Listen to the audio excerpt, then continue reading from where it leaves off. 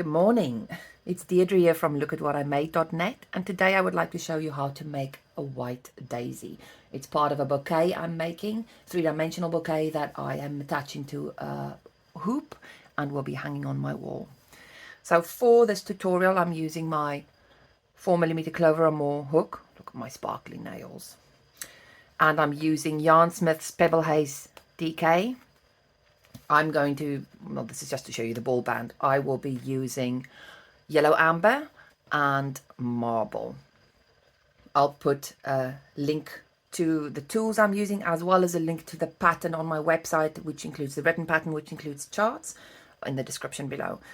So I'll be using US terms. Yes, I'll be using US terms, and the only special stitch we have is a surface slip stitch, which is basically just slip stitches made into your work. So to start with round one, I'm going to be using the yellow amber, and I'm going to work into a magic ring. So I usually use, oh, I've got a bruise. I usually use a double magic ring, but you can also use a single magic ring. So to do a double magic ring, you're putting your yarn with the tail end towards your pinky, twice around those fingers, and then overlap, hook under and scoop through. And then we're going to chain 3, which will count as our first double crochet, and we are working over 3 strands, so the working end should be to this side.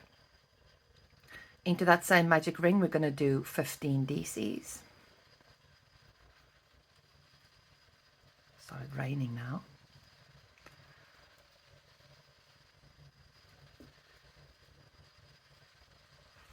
Four and 5. Nobody.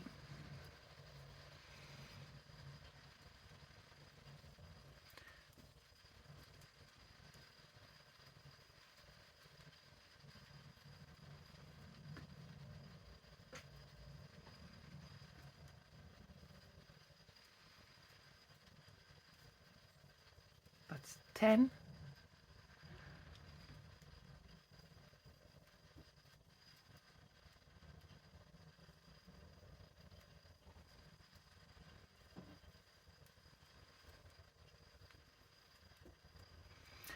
And 15. So before we join, we're going to close the magic ring, and it's like a hose pipe, so you start pulling on the end and then one of the loops will start moving. Now you don't want to keep pulling, because otherwise that one will close and this one will just make a big loop. So once you see which one is moving, you will take that one and pull it in the same direction as your yarn end, so that the second loop closes.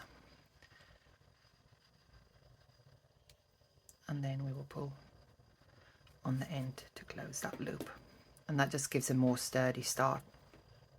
So at the end of the round you can either join to the top of the beginning chain 3 with a slip stitch, and the easiest way to find out which one it is to count back from your first double crochet.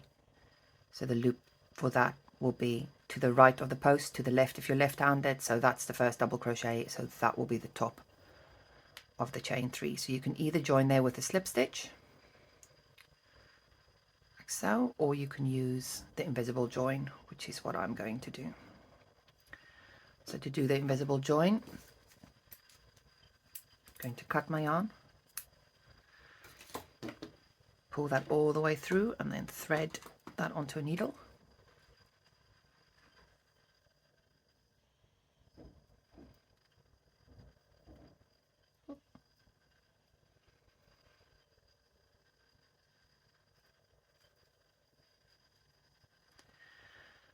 So to make the invisible join, I'm not going to join to the first stitch. I'm going to make a fake top for that stitch. So I'll go into the second stitch from front to back into both loops.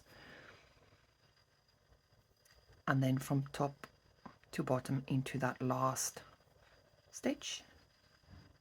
Then I've got an extra stitch, and then I'm just going to go into that little third loop again, top to bottom, to make a little knot.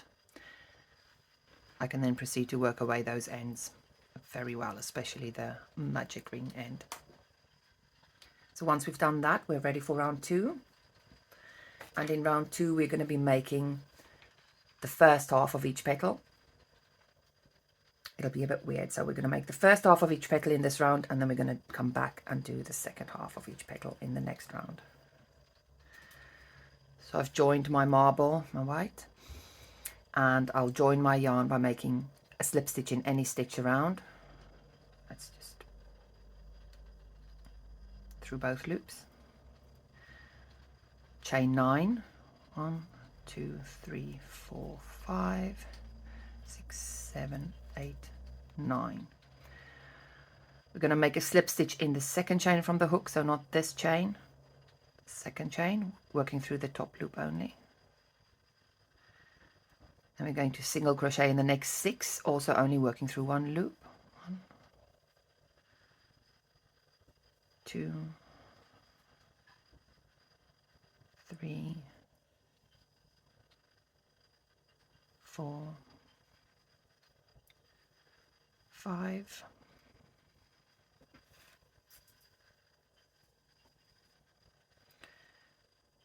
and 6. Going to slip stitch in one loop only of the last chain,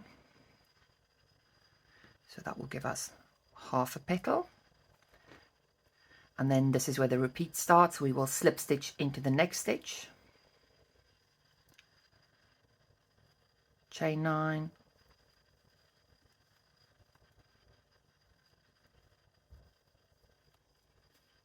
slip stitch in the second chain from the hook, one loop only, single crochet in one loop only of the next 6 chains, 1, 2, 3, 4, 5, 6, slip stitch in one loop only of the last chain, and that is how you will create each petal around. They're going to curl quite a lot, don't worry about that. We'll fix that later. So I'm going to show you how to make one more, and then I will continue around until I get to the end. So slip stitch in the next stitch through both loops, chain 9,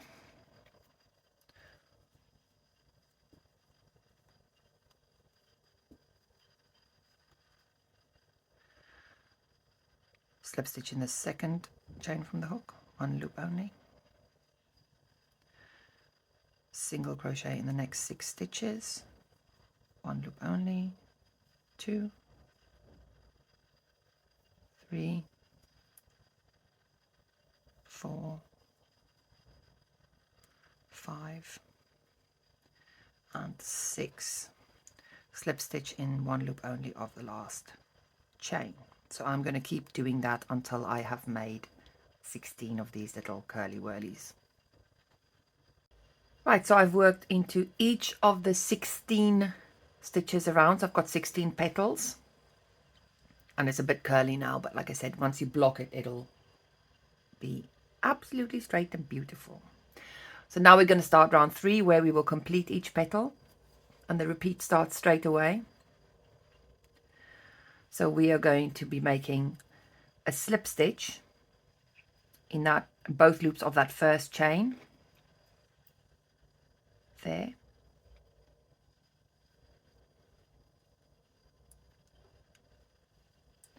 Then we're going to be making a single crochet in the next 6 chains, working through both loops. So there's both remaining loops. There'll be 2 loops. There's a little hole there, you can see. So single crochet, 2, 3, 4, 5, and you can see, you can identify them because you can see where the 2 little legs are there. 6. Going to slip stitch in both loops of the last stitch, which already contains a slip stitch. And then if you look at your work, you'll notice that you have 1, 2, 3, 4, 5, 6, 7 little holes down the middle of your petal. We're going to make surface slip stitches in those. So to do that, 1, 2, 3, 4, 5, 6, 7. So to do that, you're going to insert your hook into the first hole and pull your yarn all the way through to make a slip stitch. Insert your hook into the next hole, pull all the way through to make a slip stitch. So that's 2, 3, 4, 5, 6, and 7. So that's your first petal made. Now we're going to do the next one, same way. If you pull it a bit, you can see that first hole. Slip stitch into that hole, that's the top 2 loops of that first chain, or the remaining 2 loops. Single crochet in the next 6, and oh, it's tricky with all these fiddly bits. You can identify them because you can see the single crochet, the 2 legs of the single crochet going into that one hole. So that will be where you put your hook for the next one. 1, 2, 3, 4, 5, and 6 single crochets, and then a slip stitch in the last one, which already contains a slip stitch. 5, 6, 7, working down the 7 holes, make a surface slip stitch in each of them.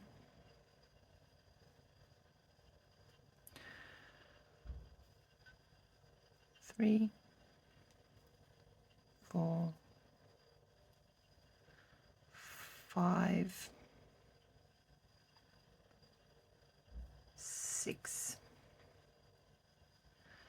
and 7. Fiddly business. So that is, let me just pull up a loop so I can show you. That's your second petal made. So I will repeat this until I've worked into each petal.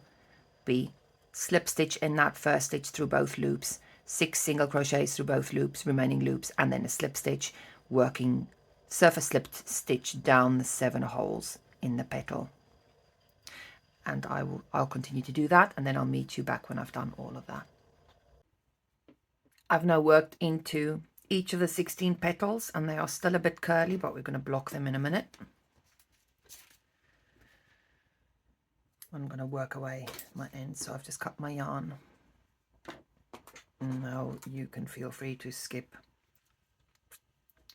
to the blocking bit if you want to, because all I'll be doing now is working away my many ends. Not that many, 4. So to work away this one, I'm just going to go front to back into there. Oh, I just love the pattern this forms. These little holes, so cute. And I'm just going to work my way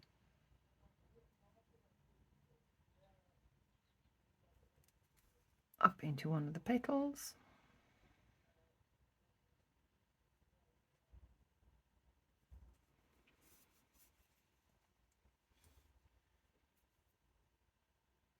Then backward, skipping one leg just to lock it in place.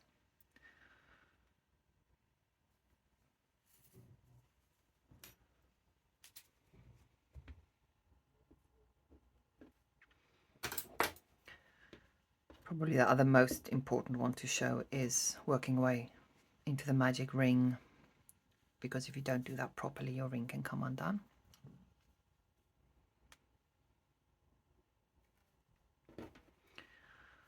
So yarn's coming from this direction, so I'm going to go just a little bit more in the same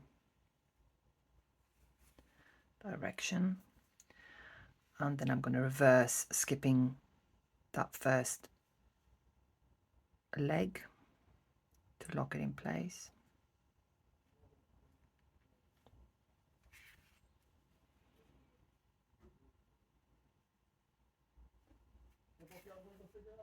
Thank you. Good luck. And then reversing back the same way. My husband's just going to pick up a 4-man tent because one of ours is having a sleepover, the middle one, for his birthday. And we don't have space in the house for 4 14-year-olds, so they're going to sleep in the tent in the garden. Tent which we don't have because the rats ate through ours, so he has to pick up a new one. There we go. I'll continue doing that. And then we'll meet up again when I do the blocking.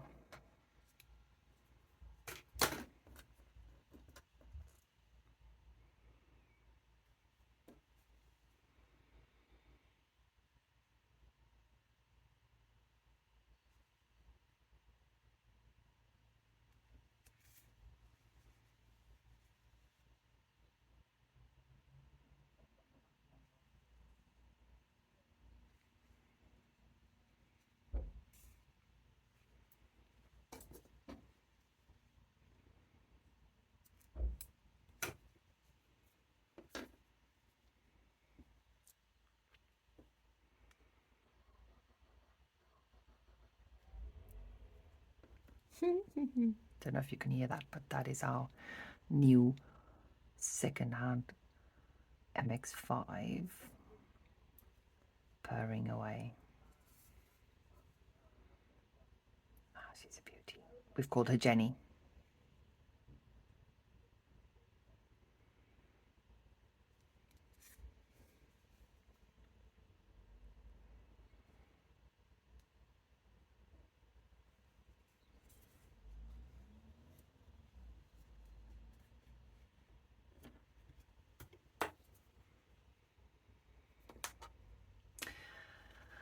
Right, so this looks a little bit sad. We're going to have to block it. Well, I mean, not sad. She's lovely, but we're going to have to block her.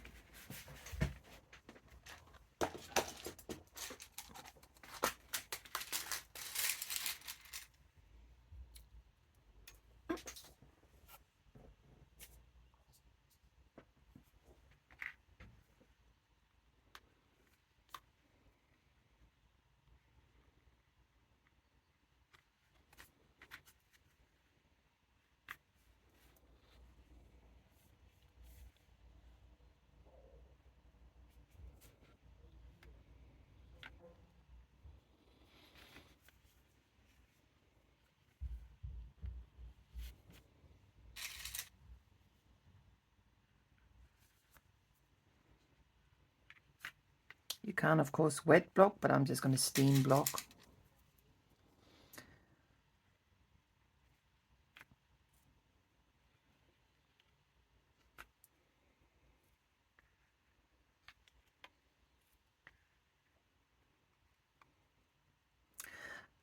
Quite like this motif. I'd like to, this flower, I'd like to turn it into a little square if I can, or a mandala even.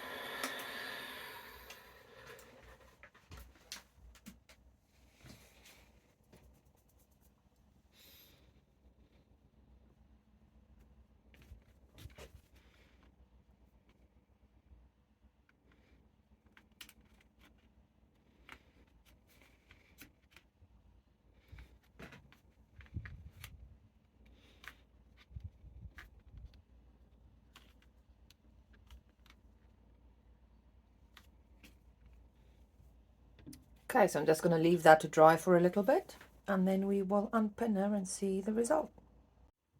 And there you have it, all done. Look at that. Isn't she cute? There we go.